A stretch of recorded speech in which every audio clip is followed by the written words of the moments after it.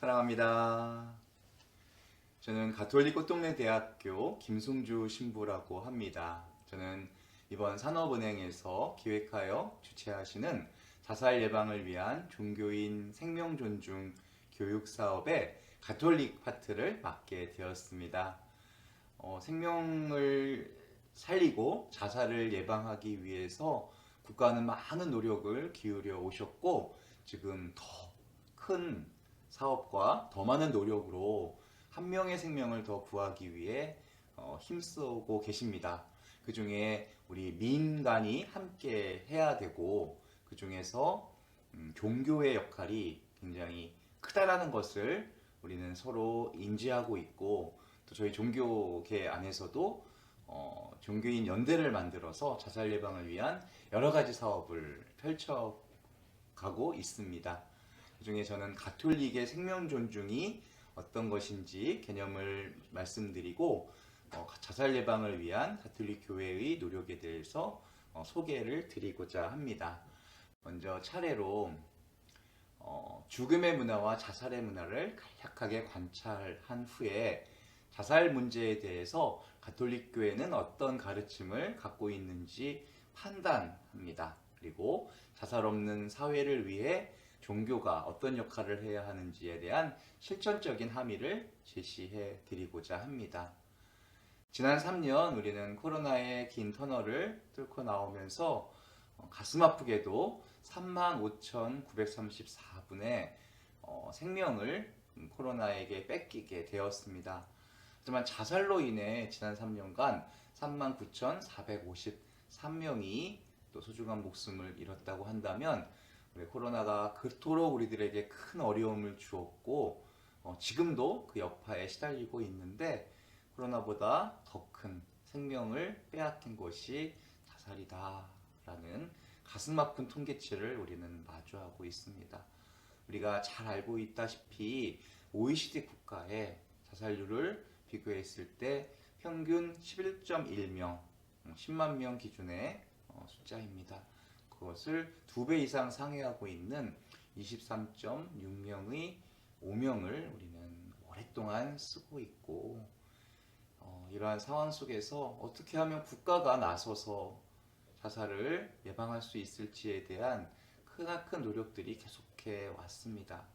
네, 우리는 지난 서희초등학교 교사의 자살 사건이 매우 안타깝게 보도된 이후에 연이어서 교사들이 교권을 침해당한 그 어려움 속에서 자살을 선택하게 된 상황을 마주했어야 됐습니다. 이것도 어떤 베르텔 효과처럼 내가 이만큼 고통받고 있는데 비슷한 고통을 받고 있는 저 사람이 자살을 선택하는 거, 또 그렇게 됐을 때 더 이상 고통받지 않고 이 모든 것들이 다 끝난다라는 생각을 하면서 모방자살로 이어지는 것은 정말로 가슴 아픈 일입니다. 우리가 죽음을 막는 것은 쉽지 않은 일이지만 자살은 엄연히 막을 수 있는 죽음입니다.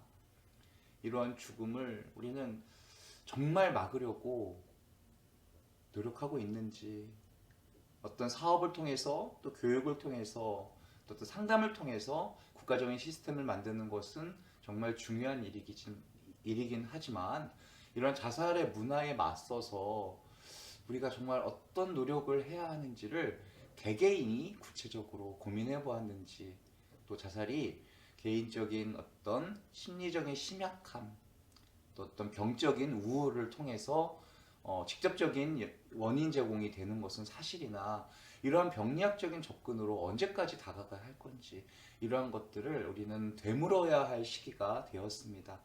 자살은 개인적이고 병리적인 차원에 머물 것이 아니라 이 사회 전체가 연대하여 똑같이 책임을 지어야 한다는 사회적 책임론으로 돌아가야 할 것이고, 이 세상 모든 것들이 하나로 연대하여 유기적으로 자살 예방에 함께 참여해야 된다는 시사점을 우리는 이번 사건을 통해서 또한 다시 확인하게 되었습니다.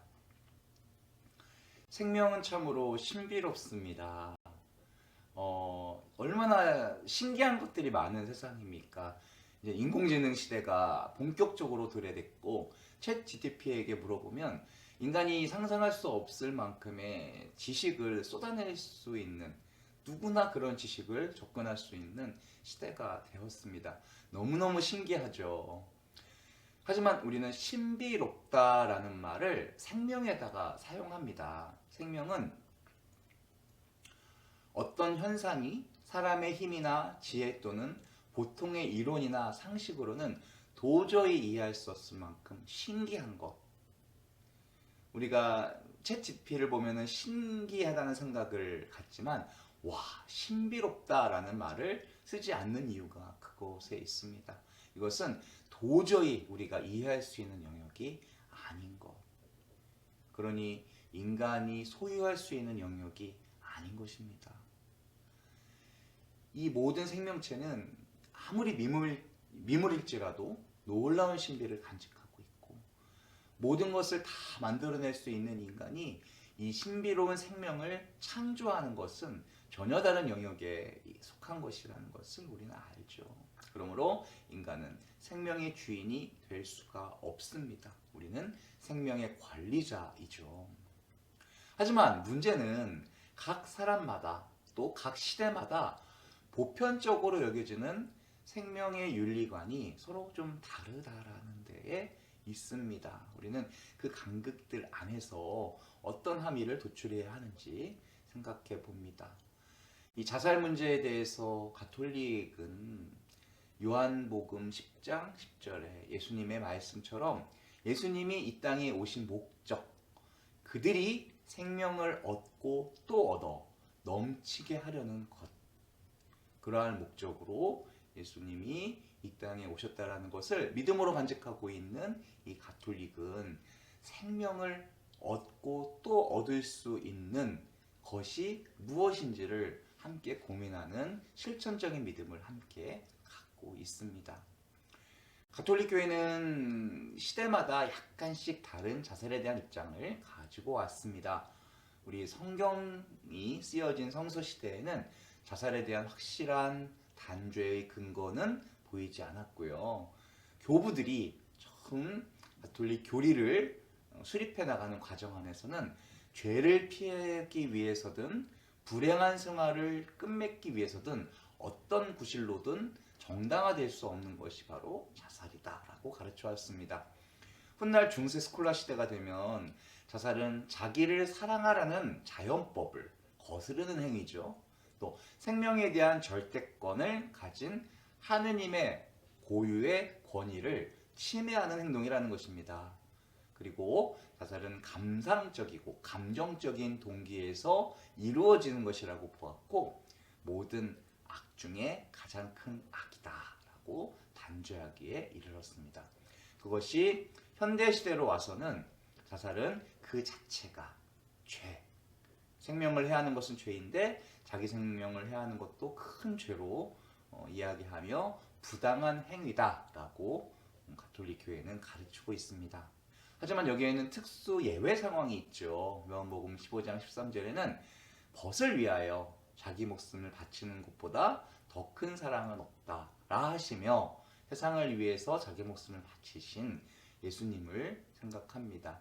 이것은 어떠한 구체적이고 눈에 보이는 자살이 아니더라도 늘 삶 안에서의 희생, 또 그 희생을 통해서 다른 사람에게 생명을 더 얻어주려는 모든 것들이 우리는 예외 상황으로 인정이 된다라고 볼 수가 있습니다.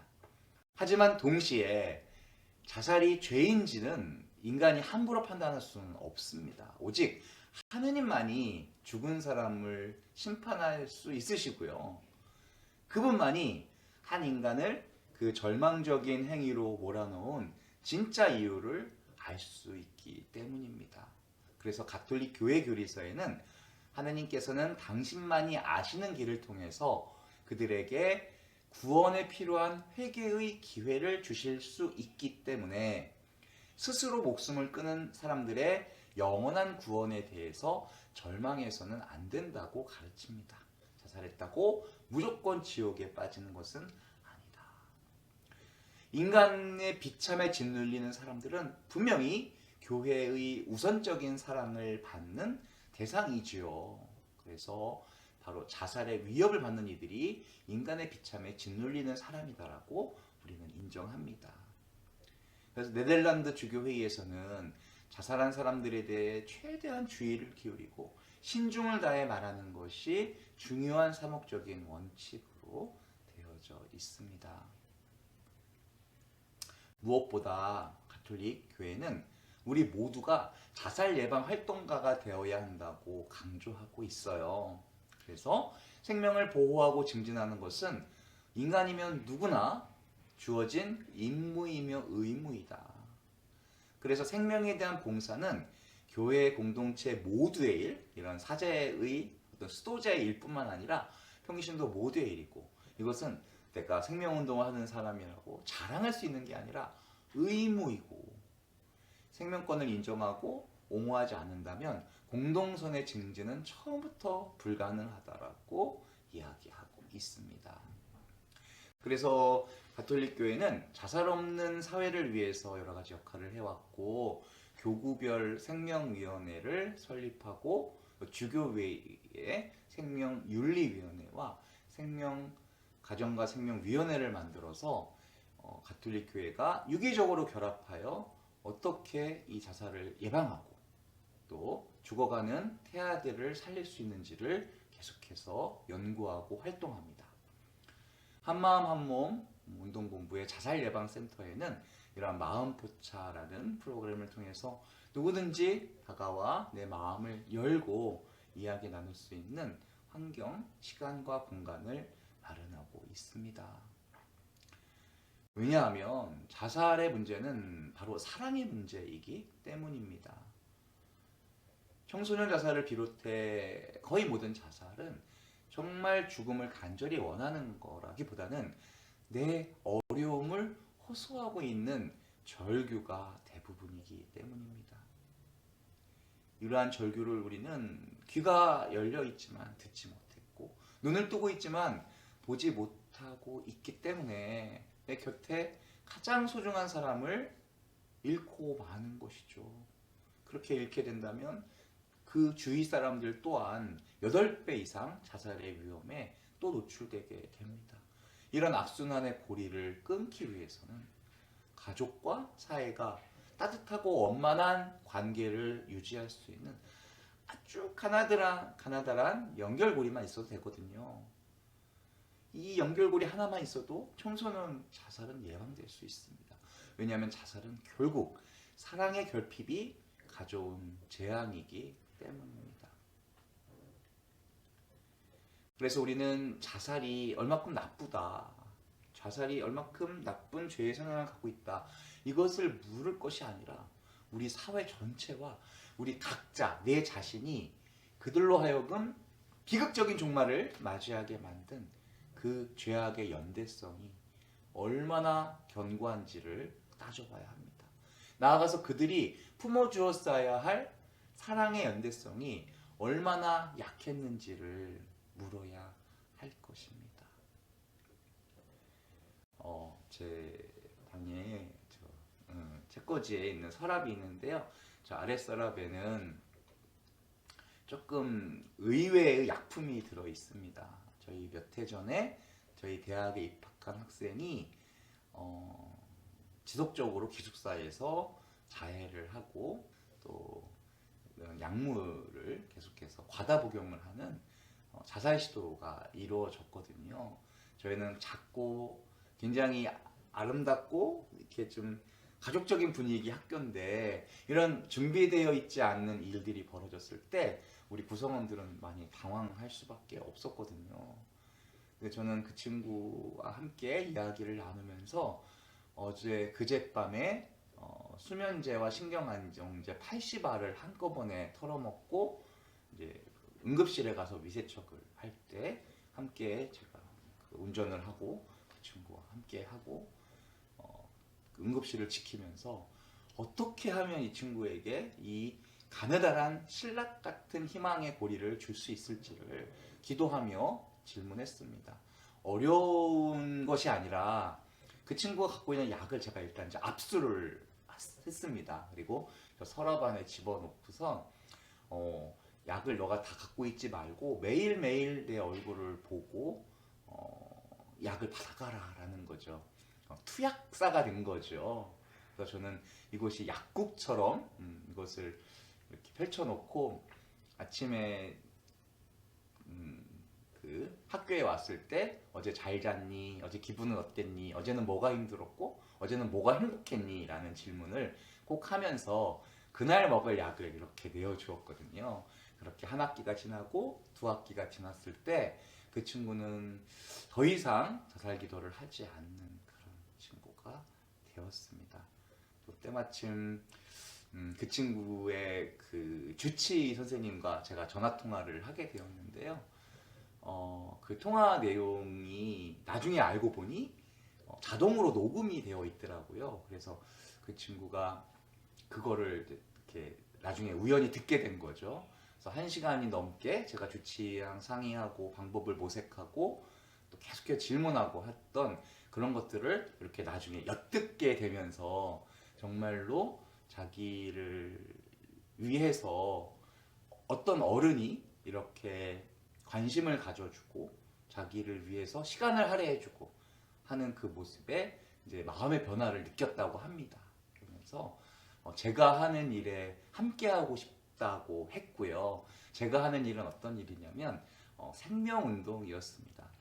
저희 가톨릭 대학 꽃동네 대학교가 대학생 생명운동이 최전선에 서 있거든요.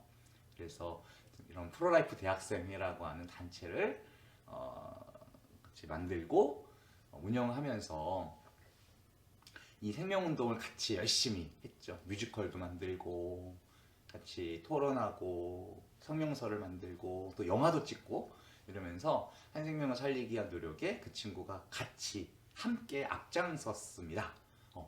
그래서 지금은 생명운동가로서 살아가고 있어요. 네. 남의 생명을 살리기 위해서 부단한 노력을 해본 사람이 자기 생명을 해할 수는 없는 거죠. 그래서 이곳 입단식 첫 날 와서 자기가 지난날에 어떻게 내 생명을 함부로 대했고 그 이유가 무엇이었고 그리고 이렇게 생명운동을 문을 열고 들어온 이유가 무엇인지를 이게 말했을 때 다 같이 눈물 흘리고 이 친구를 안아주면서 위로해 주었던 기억이 납니다. 이 친구는 지금 잘 살고 있고 남의 생명을 구하기 위해서 노력하고 있을 것입니다. 네. 교회 내 생명운동이 활성화되어야 합니다. 우리 가톨릭을 포함한 종교 교육을 통해서 생명윤리에 관한 정보와 지식을 얻는 비율이 희박하다는 조사 결과가 나왔습니다. 생명의 존엄에 대한 신자들의 인식과 태도, 실천이 비신자들과 크게 다르지 않다는 것도 알게 됐고요.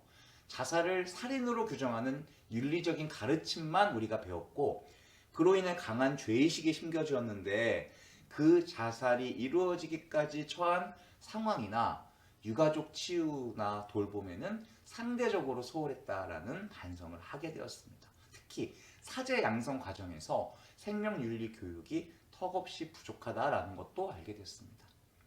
저 같은 사목자들은 이 생명 문제에 더 큰 관심을 가져야만 합니다.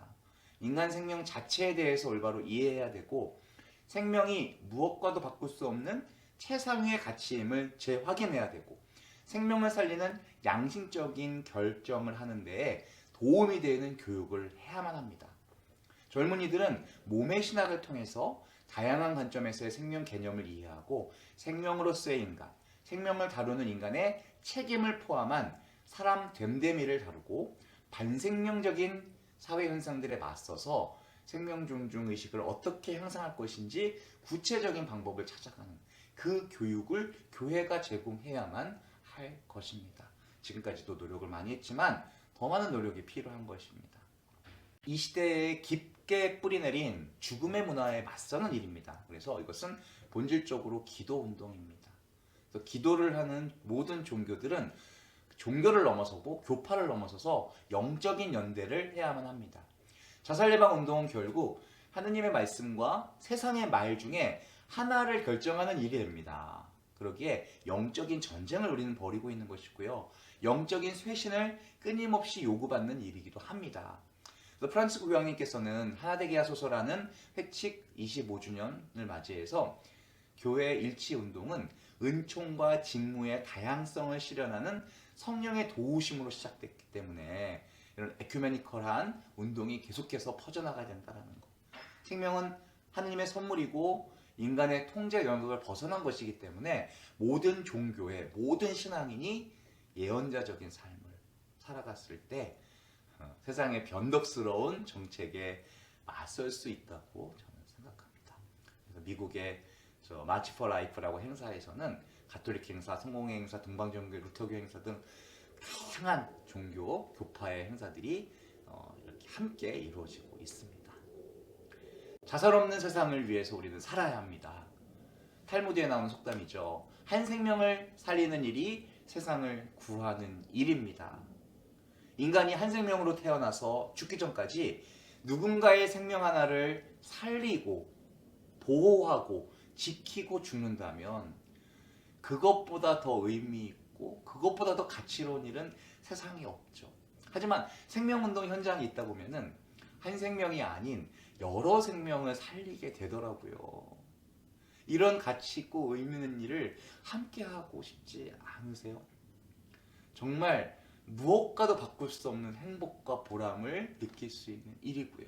누군가에게는 가장 중요한 생명을 살릴 수 있는 신락 같은, 한오라기 같은 한 가닥의 희망이 되는 것입니다.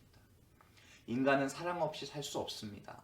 인간에게 사랑이 계시되지 않을 때, 사랑을 만나지 못할 때, 사랑을 체험하고 자기 것으로 삼지 못할 때, 또 사랑에 깊이 참여하지 못할 때, 인간은 자기에게도 이해할 수 없는 존재로 남게 되며 그의 생은 무의미해집니다.